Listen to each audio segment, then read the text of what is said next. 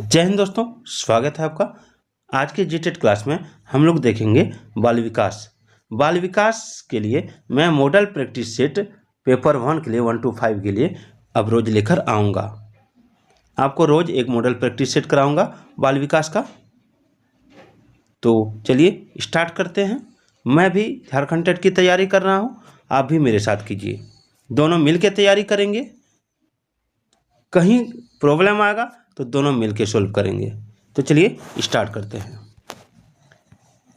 पहला है कि निम्न में से कौन सा कथन सत्य है। निम्न में से कौन सा कथन सत्य है, ठीक है।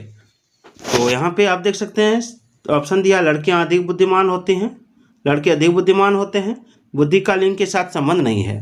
तो देखिए इसमें जो दिया हुआ है कि लड़कियाँ अधिक बुद्धिमान होती हैं, लड़के अधिक बुद्धिमान होते हैं, ये दोनों गलत है। बुद्धि का लिंग के साथ संबंध नहीं है, ये कथन सत्य है। सही बात है, बुद्धि का लिंग के साथ कोई संबंध नहीं होता है, ठीक है। बुद्धि जो है व्यक्ति की जन्मजात शक्ति होती है और उसकी सब मानसिक योग्यताओं का योग एवं अभिन्न अंग है, ठीक है। बुद्धि से समायोजन की शक्ति, समझने की शक्ति का विकास होता है। याद रखिएगा, बुद्धि का विकास लिंग के आधार पर नहीं होता है, अतः बुद्धि का लिंग के साथ संबंध नहीं होता है। दूसरा, राष्ट्रीय पाठचर्या की रूपरेखा 2005 यानी एनसीएफ 2005 के आधारभूत सिद्धांतों में निम्न में से कौन सा भाग सम्मिलित नहीं है। रटने को महत्व प्रदान न करना, अच्छी बाह्य परीक्षाओं का आयोजन करना, पुस्तकों से इतर ज्ञान प्राप्त करना, ज्ञान को वास्तविक जीवन से जोड़ना। तो देखिए एनसीएफ 2005 का जो आधारभूत सिद्धांत है वो है समावेशी शिक्षा, ठीक है। बाद बाकी यहाँ पर दिया हुआ रटने को महत्व प्रदान न करना, ये भी है।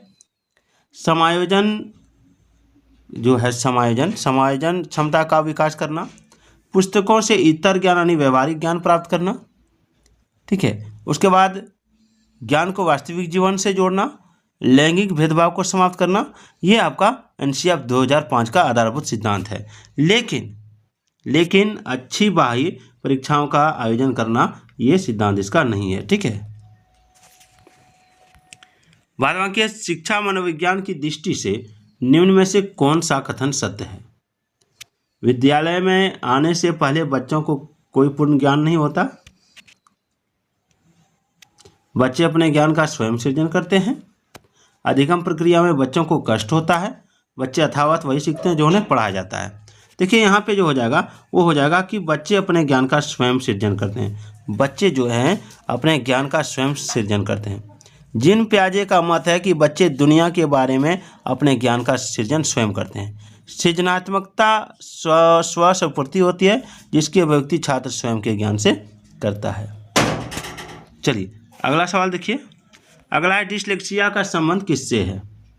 तो देखिए डिसलेक्सिया का संबंध किससे है, तो पढ़ने की अक्षमता से। इसमें छात्रों को अक्षर को पहचानने में कठिनाई महसूस होता है। अगर बी लिखा है तो बहुत छात्र डी पढ़ते हैं, डी लिखा है तो बी पढ़ते हैं, ठीक है। तो ये डिसलेक्सिया का प्रॉब्लम है, पठन विकार। चलिए परामर्श का उद्देश्य क्या है। देखिए परामर्श का उद्देश्य है बच्चों को समझना, ठीक है। परामर्श का उद्देश्य है बच्चों को समझना और बच्चों की कमियों का कारण पता करना, बच्चों को समायोजन में सहायता प्रदान करना, यानी ऑप्शन 4 हो जाएगा, उपरोक्त सभी हो जाएगा, ठीक है। चलिए आगे है, बच्चों में नैतिकता की स्थापना के लिए सर्वोत्तम मार्ग कौन सा है। तो देखिए बच्चों में नैतिकता की जो स्थापना है उसके लिए सर्वोत्तम मार्ग है शिक्षक का आदर्श रूप में व्यवहार करना। शिक्षक का प्रत्यक्ष प्रभाव उसके छात्रों पर पड़ता है। शिक्षकों की गतिविधियाँ तथा आचरण का अनुसरण छात्र करते हैं, ठीक है, याद रखिएगा। अतः शिक्षक का आदर्श रूप में व्यवहार करना है, इसका आंसर हो जाएगा। चलिए आगे देखते हैं।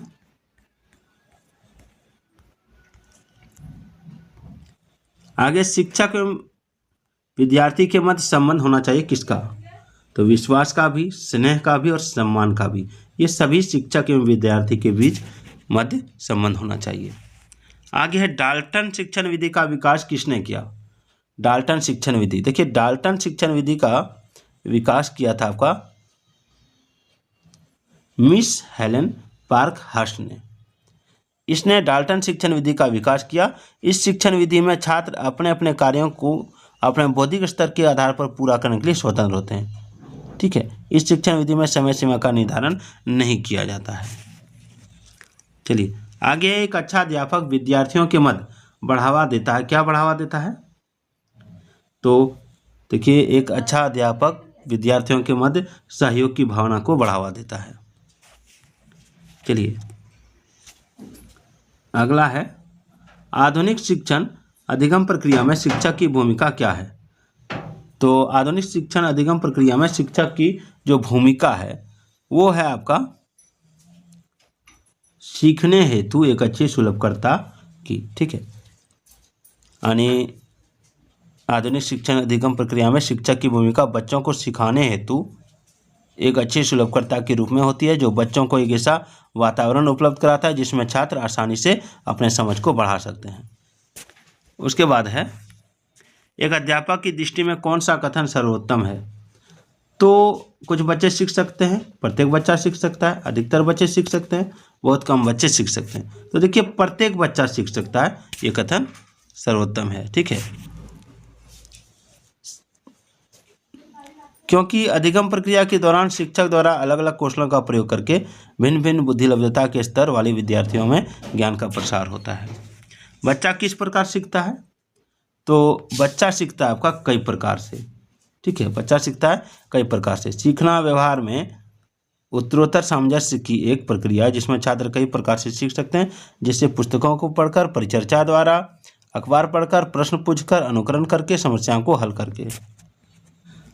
अगला सवाल है कि सीखने की प्रक्रिया में विद्यार्थी द्वारा की गई त्रुटियों के संबंध में आपकी दृष्टि में निम्न में से कौन सा कथन सर्वोत्तम है? तो इसका हो जाएगा, त्रुटियां अधिगम प्रक्रिया का भाग है। अधिगम प्रक्रिया सीखने की प्रक्रिया जिसमें त्रुटि एवं भूल होना आवश्यक है। त्रुटि एवं भूल से ही ज्ञान परिपक्वता की ओर अग्रसर होता है, आगे बढ़ता है। गलती होता है तभी बच्चे समझ पाते हैं कि क्या करने से गलती हो रहा है, फिर उसमें वो सुधार करते हैं। चलिए आगे बढ़ते हैं। मधु गणित में कमजोर है। एक अच्छे अध्यापक की दृष्टि में उसके गणित में कमजोर होने का क्या कारण हो सकता है? उसके माता पिता अनपढ़ है? नहीं, ये गलत है। प्राय लड़कियां गणित में कमजोर होती है? नहीं, ये भी गलत है। उसे अध्ययन में रुचि नहीं है। गणित शिक्षण की विधि त्रुटिपूर्ण है। तो देखिए, इसमें जो हो जाएगा, उसे गणित में रुचि रहेगा तभी जब उसको सही विधि बताया जाएगा। ठीक है, तो ये भी नहीं होगा। इसमें हो जाएगा ऑप्शन 4, गणित शिक्षण की विधि त्रुटिपूर्ण है। ठीक है, चलिए 15 नंबर देखिए। 15 नंबर है कि निम्न में सर्वोत्तम कथन कौन सा है? एक अच्छा अध्यापक क्या है, कौन हो सकता है या क्या कर सकता है? तो देखिए, एक अच्छा अध्यापक विद्यार्थियों को सदैव सीखने के लिए प्रेरित करता है। ठीक है, जो अच्छा अध्यापक होगा वो हमेशा विद्यार्थियों को सीखने के लिए प्रेरित करेगा। चलिए आगे देखते हैं 16 नंबर। 16 नंबर है कि राष्ट्रीय पाठचर्या की रूपरेखा 2005 यानी NCF 2005 के अनुसार गणित शिक्षण का मुख्य उद्देश्य क्या है? बच्चों में गणित के प्रति रुचि पैदा करना, बच्चों को अंकगणित का ज्ञान देना, बच्चों में तार्किक चिंतन तथा समस्या समाधान योग्यता का विकास करना, बच्चों का संवेगात्मक विकास करना। तो देखिए, इसका राइट आंसर होगा ऑप्शन 3, बच्चों में तार्किक चिंतन तथा समस्या समाधान योग्यता का विकास करना। चलिए आगे, मानसिक रूप से स्वस्थ अध्यापक की विशेषता क्या है? तो देखिए, मानसिक रूप से स्वस्थ अध्यापक की विशेषता है वह संवेदनात्मक रूप से संतुलित है। ठीक है, संवेगात्मक रूप से या संवेदनात्मक रूप से संतुलित होना मानसिक रूप से स्वस्थ अध्यापक की मुख्य विशेषता है। आगे, शिक्षा का अति महत्वपूर्ण उद्देश्य क्या है? तो देखिए, शिक्षा का अति महत्वपूर्ण उद्देश्य है बच्चे का सर्वांगीण विकास। ठीक है, धीरे आगे देखिए।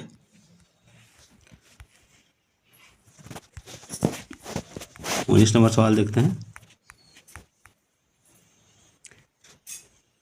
आगे, बच्चे की बुद्धि लब्धि 90 से 110 के मध्य है, तो वह क्या है? प्रखर बुद्धि वाला, सामान्य बुद्धि वाला, उत्कृष्ट बुद्धि वाला या प्रतिभाशाली? तो देखिए, टर्मन ने सर्वप्रथम बुद्धि का मापन किया तथा बुद्धि लब्धि के आधार पर छात्रों को वर्गीकरण किया। बुद्धि लब्धि के आधार पर छात्र का वर्गीकरण किया तो 90 से 110 के बीच जिसका बुद्धि होता है वो सामान्य बुद्धि वाला होता है। ठीक है, बुद्धिलब्धि बालक 130 से अधिक प्रतिभाशाली होता है।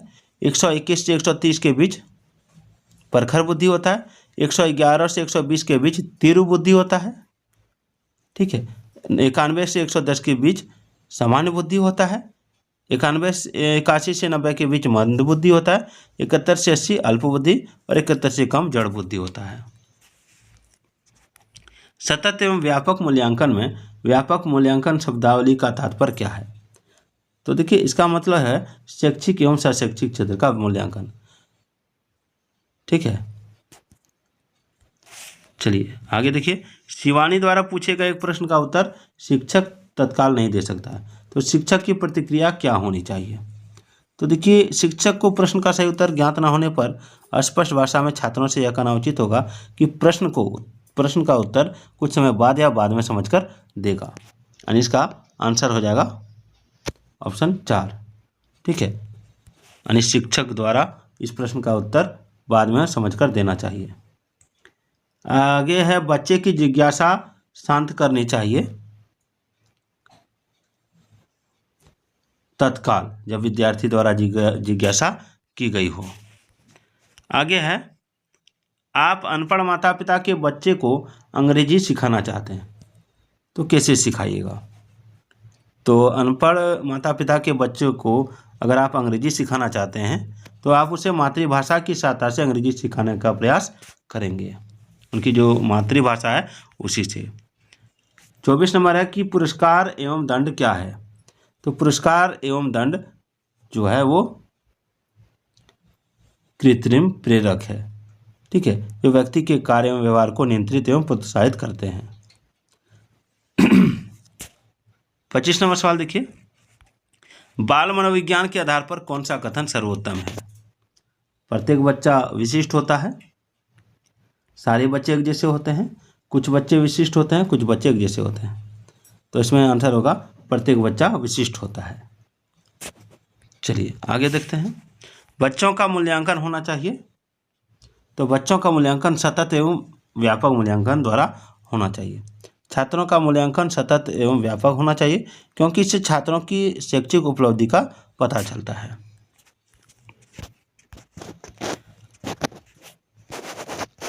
चलिए आगे देखते हैं,